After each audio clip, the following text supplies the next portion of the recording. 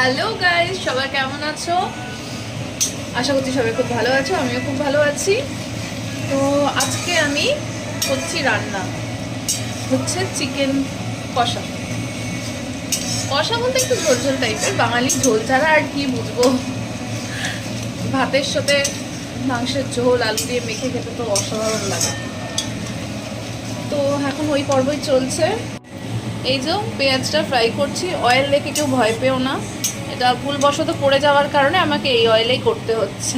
Already marinate করা হয়ে গেছে, আদা রসুন টমেটো আর কাঁচা লঙ্কা আর কিছু শুকনো লঙ্কা দিয়ে বেটে এটা ম্যারিনেট করে রেখেছি আপাতত। খাবারটা রান্না করতে ভালোবাসি জানিও, কিন্তু আমি রোজ রান্না করি না। রান্নাটা হচ্ছে একদমই আমার মুডের ওপর। আমার যদি মুড ভালো থাকে তবে আমি রান্না করব, আর যদি না থাকে তাহলে করবো না।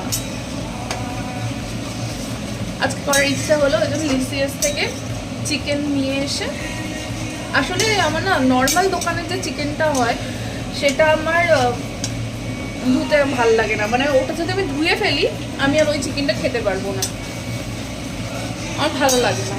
তো এই জন্য আমি লিসিয়াস থেকেই আনি, ওটা পুরো ক্লিন করে একদম দেয়, তো ওই জন্য আমি ওখান থেকেই নিই। সো আমি রান্না করি এখন। টাটা, আসছে আবার নেক্সট ভিডিওতে।